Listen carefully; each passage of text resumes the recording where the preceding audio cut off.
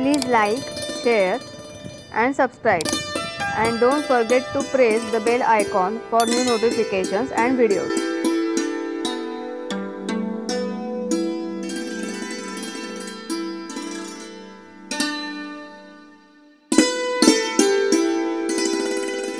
या ऋग्वेदामध्ये किती ज्ञान भरलेलं आहे. आता मी स्वतः डॉक्टर असल्यामुळे डॉक्टरीच्या दृष्टीने बघितलं तरी खूप ज्ञान त्यात भरलेलं आहे. थंडीचा वापर करून ताप उतरवणं हे जे तंत्र आज आम्ही समजतो, बर्फ लावून ताप उतरवण्याचं तंत्र पाश्चात्य विद्येने शोधून काढला, याचं वर्णन ऋग्वेदामध्ये आहे. बर्फ वापरून एका माणसाचा ताप उतरवला अश्विनी कुमारांनी, हे वर्णन ऋग्वेदामध्ये सापडतं. एखादी जखम मानेवरची इंद्राने शिवली असं वर्णन केलेलं आहे. म्हणजे टाके घालणं हा प्रकार त्यावेळी होता आणि ती शिवताना त्यांनी इतक्या झपाट्याने शिवली की त्यावेळी रक्तस्राव फारसा झाला नाही.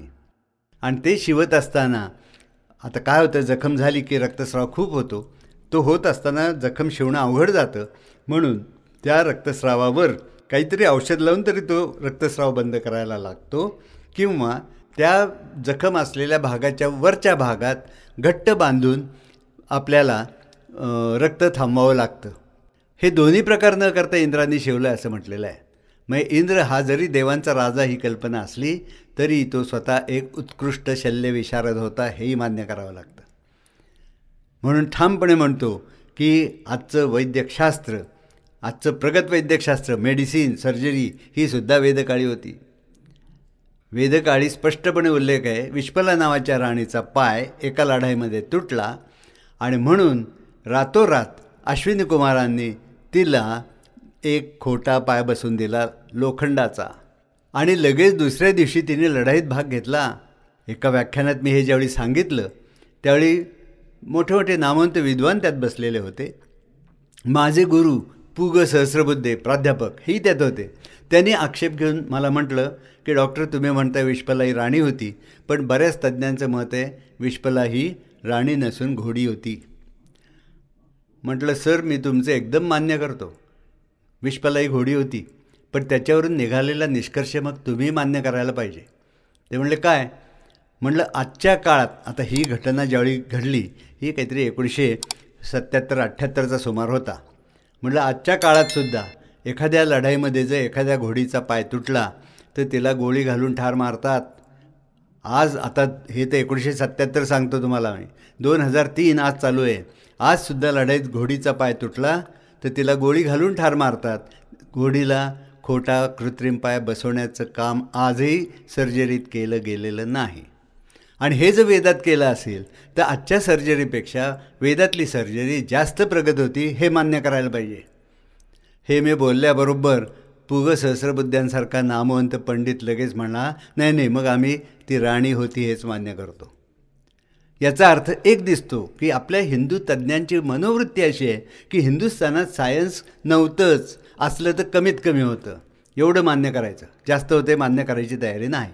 ही वृत्ती घेऊन जेव्हापर्यंत आपण अभ्यास करतो तोपर्यंत आपल्याला समोर असलेलं ज्ञान दिसतच नाही. आता हे मेडिसिनमधले उदाहरणं तुम्हाला दिली. याच मेडिसिनबरोबर काही असेही उल्लेख आहेत की एका गाईला पिल्लच होत नव्हती, तिच्यावर प्रयोग केले ऋभूंनी आणि त्या गाईवर त्या उपचारांचं यश मिळालं आणि त्या गाईला पिल्लू झालं, ती पुढे दूध द्यायला लागली. अशा अनेक गायींचे उल्लेख आहेत. त्या गायींवर तो हे ऋभू 3 भाऊ होते, हे प्रयोगही करत असत. ज्या गायींची बछडी मेली होती त्या गायींना त्यांनी नवीन पिल्लं दिली आणि ज्या पिल्लांच्या आया मेलेल्या होत्या त्यांना नवीन आया निर्माण करून दिल्या. अशा तऱ्हेचे प्रयोग हे ऋभू करत होते. असंही म्हटले वेदामध्ये की या ऋभूंनी जास्त दूध देणाऱ्या गायी निर्माण केल्या. एकेकाळी अशी शक्यता आहे की या गायी आजच्या इतकं दूध पूर्वी देत नसाव्यात. गाई आणि म्हशी, गोवंश म्हटलं की गाय आणि म्हैस दोन्ही इथं गृहीत धरायला पाहिजे. या गायी आज जेवढं दूध देतात किंवा म्हशी आज जेवढं दूध देतात तेवढं वेदकाळी देत नसत. ते देण्याला प्रवृत्त केलं ऋभूंनी, त्याची नोंद ऋग्वेदाने केलेली आहे. आता थोडा जर विचार खोल केला तर आपल्याला कळतं, दुधावर ज्यांची पिल्लं जगतात, असं आता मोठ्यात मोठा प्राणी म्हणजे हत्ती, हत्तीचं पिल्लू हत्तीणीच्या दुधावरच जगतं. पण हत्तीणीचं दूध माणसाला उपयोगी पडत नाही, कारण हत्तीने एवढं दूध देत नाही. जेमतेम त्या पिल्लाला पुरेल एवढंच दूध देते. उंटीण, घोडी, गर्दवी हे सगळे प्राणी जे आहेत हे स्वतःच्या पिल्लाला पुरेल एवढंच दूध देतात. पण स्वतःच्या पिल्लाला देऊनसुद्धा इतरांना देता येईल एवढं दूध देणाऱ्या फक्त 2च प्राणी, गाई आणि म्हशी. आणि हे ऋभूंनी केलं असं वेदामध्ये नोंद केलेली आहे. मी आज जसं जेनेटिक इंजिनिअरिंग म्हणतात तो प्रकार ऋभूंनी इतक्या प्राचीन काळी केला होता, हे याच्यावरून आपल्याला स्पष्ट निदर्शनाला येईल. याच ऋभूंनी आणखीन पुढे मोठी झेप घेतलेली आहे. गायींवर असे प्रयोग पहिल्यांदा केले आणि मग त्यांनी म्हटलं आहे की एका घोड्यापासून त्यांनी दुसरा घोडा बनवला, गाईच्या कातड्यापासून दुसरी गाय बनवली. हा क्लोनिंगचा उल्लेख आहे. क्लोनिंग हा शब्द हे ज्यावेळी माझ्या लक्षात आलं त्यावेळी मी 1976 साली आधुनिक विज्ञानात नव्हता. क्लोनिंग हे 1997 साली निर्माण झालं. पण त्यावेळी 1976 साली मी जेव्हा वेदविज्ञान मंडळ स्थापन केलं पुण्यामध्ये, त्यावेळच्या पहिल्या भाषणातच मी सांगितलं होतं की ऋभूंनी हे केलं असं वेद म्हणतो, ते काहीतरी सायंटिफिक चमत्कार असला पाहिजे आणि आपण यावर काम केलं पाहिजे. त्यावेळी तिथे जमलेले तज्ज्ञ म्हणले आज सायन्सला शक्य नाही, ते इतक्या प्राचीन काळी कसं असेल. पण मी बोलल्यानंतर 22 वर्षे लोटली आणि 1997 साली पहिल्यांदी क्लोनिंगचा प्रयोग झाला. पण एक गंमत आहे त्याच्यात की ऋग्वेदात म्हटलं आहे गाईच्या त्वचेपासून दुसरी गाय बनवली. हे जे मूलभूत तत्त्व तेच नेमकं या क्लोनिंगच्या प्रयोगात, आधुनिक प्रयोगात वापरलं गेलं. एका मेंढीपासून कोकरू बनवलं, मेंढीच्या आचळापासून म्हणजे त्वचेपासून, हे सगळ्यात महत्त्वाचं आहे. त्वचेपासूनच ते पिल्लू बनवलं. म्हणजे वेदामध्ये मुख्य तत्त्व दिलेलं आहे, प्रिन्सिपल दिलेले आहे, त्याच्यावर धरून जर आपण संशोधन केलं तर निश्चितपणे आपल्यालासुद्धा त्याचा लाभ होईल. पण आपले संशोधक हे विचारच करत नाहीत, हे सगळ्यात मोठं घातक असं आहे. आणि म्हणून ठामपणे म्हणतो की आजच्या आधुनिक मेडिसिनमधला सगळ्यात उच्चस्तरीय प्रयोग म्हणजे क्लोनिंग. आणि त्या क्लोनिंगचा प्रयोग वेदकाळामध्ये हिंदुस्थानात केलेला होता. आता घोड्यापासून घोडा बनवला, गाईच्या त्वचेपासून गाय बनवली, हे जसं खरं तसं पुढल्या काळामध्ये वेदामध्ये तो उल्लेख नाही पण पुराणात आहे की एका मेलेल्या राजाला संतान नव्हतं म्हणून त्या राजाच्या मांडीपासून एक मूल बनवलं, हातापासून एक मूल बनवलं. मेलेल्या वेनराजापासून, वेनराजा हा रामाचा पूर्वज, बराच आधीचा 61-62 आधी, रामाच्या आधी 61-62 पिढ्या, इतक्या प्राचीन काळी म्हणजे वेदकाळीच झालेला आहे. तो वेनराजा दुष्ट होता म्हणून लोकांनीच त्याला ठार मारलं. मग आता गादीला वारस पाहिजे म्हणून ऋषी आले आणि त्यांनी या वेनराजाच्या प्रेतावरच काम केलं. त्याच्या मांडीपासून एक पुत्र बनवला, पण तो चांगला नव्हता, काळा होता दिसायला, डोकं लहान, अंग मोठा, असा विकृत होता म्हणून त्याला सोडून दिला. मग उजव्या हातापासून पुन्हा प्रयोग केला, त्याच्यापासून जो पुत्र निर्माण झाला तो दिसायला चांगला, तेजस्वी असा होता म्हणून त्याला पृथू नाव दिलं आणि त्याला राजा केलं. पृथू हे नाव अगदी सायंटिफिक आहे. पृथू या नावामध्ये पृथ हा धातू आहे. पृथ याचा अर्थ टू एक्सटेंड, वाढवणे. पृथू म्हणजे एक्सटेन्शन, जो वाढवला गेला आहे, ज्याला वाढण्याची इच्छा आहे असा. आणि पृथू हे तसं दाखवतं. म्हणजे आजच्या क्लोनिंगला अगदी अचूक शब्द म्हणजे पृथू. क्लोनिंगला तसा काही अर्थ नाही. 5-6 अक्षरं एकत्र आणून एक शब्द बनवला एवढाच त्याला अर्थ, बाकी काही नाही. पण पृथूमध्ये धातुसाधित नाव आहे आणि त्याला निश्चित अर्थ आहे. आता बघा, सामान्यपणे जो पुत्र किंवा कन्या होते ही कोणा एकाचं एक्सटेन्शन नसतं, म्हणजे एकाच माणसापासून तो वाढवून तयार केला असं होत नाही. पण क्लोनिंगमध्ये म्हणजे पृथू होण्यामध्ये एकाच माणसाचं ते एक्सटेन्शन असतं. केवळ वेनराजापासून त्याला निर्माण केला, त्याच्या बायकोचा काहीही संबंध नव्हता. पृथ्वीराजाला आई नव्हती, फक्त वेनराजापासून. आता पुढली झेप तुम्हाला सांगतो की मानवात आज कुठेही क्लोनिंगद्वारा मानव निर्माण केला गेलेला नाही.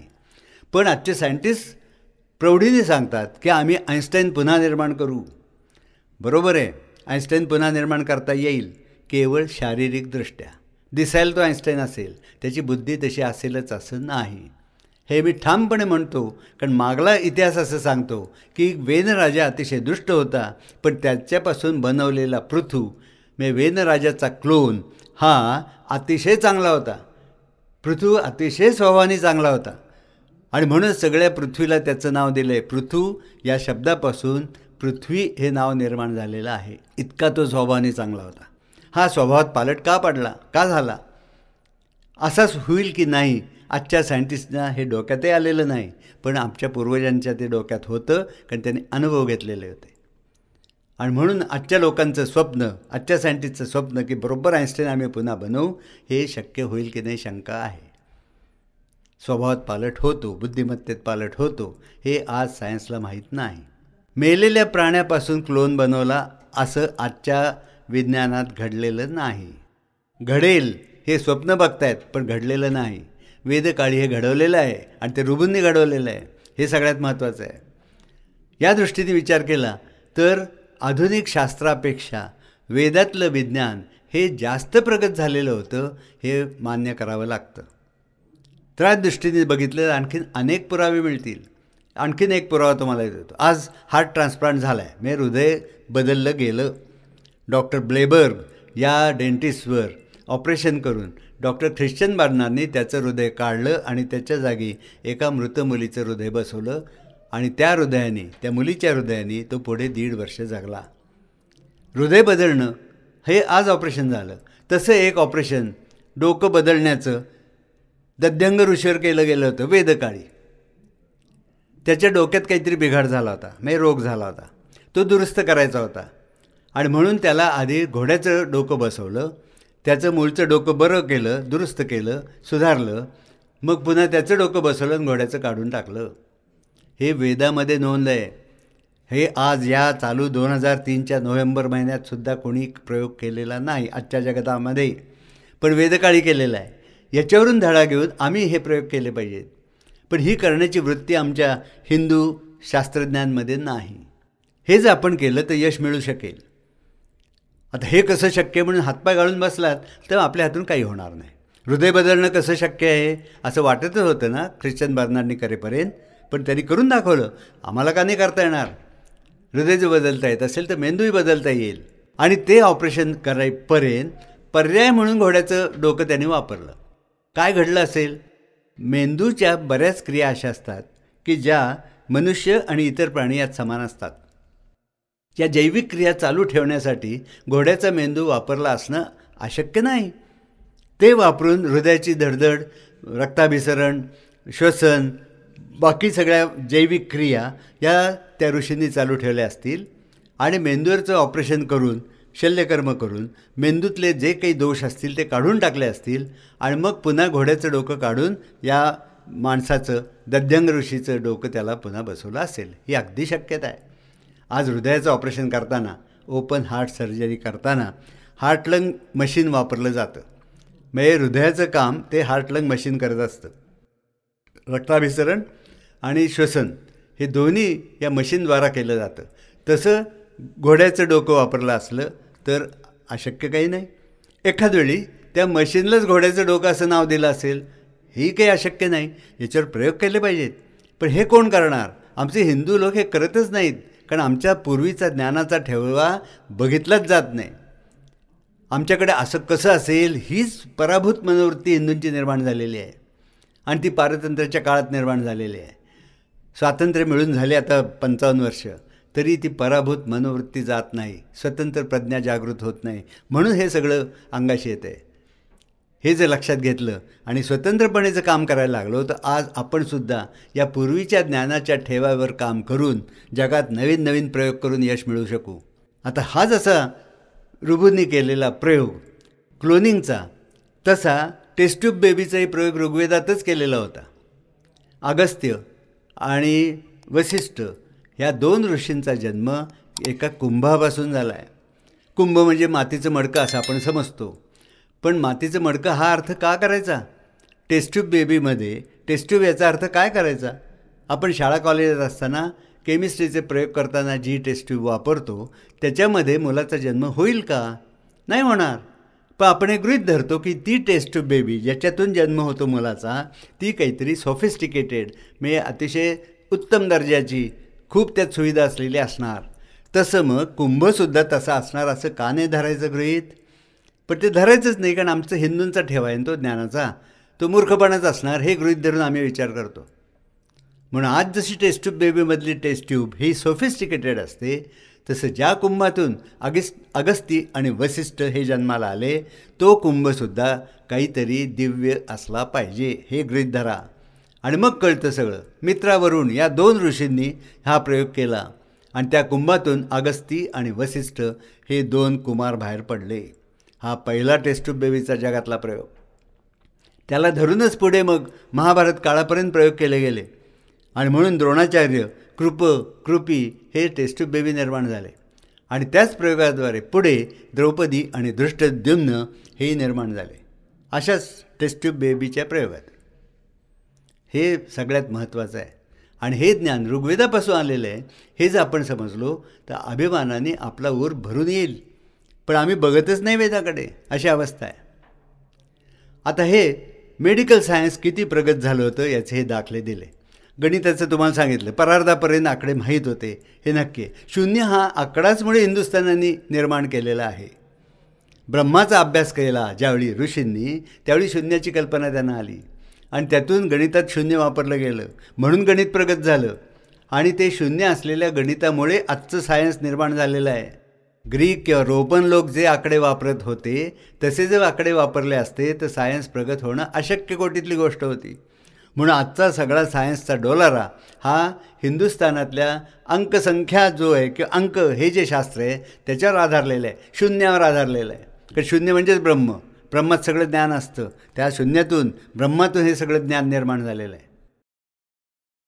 Please like, share and subscribe, and don't forget to press the bell icon for new notifications and videos.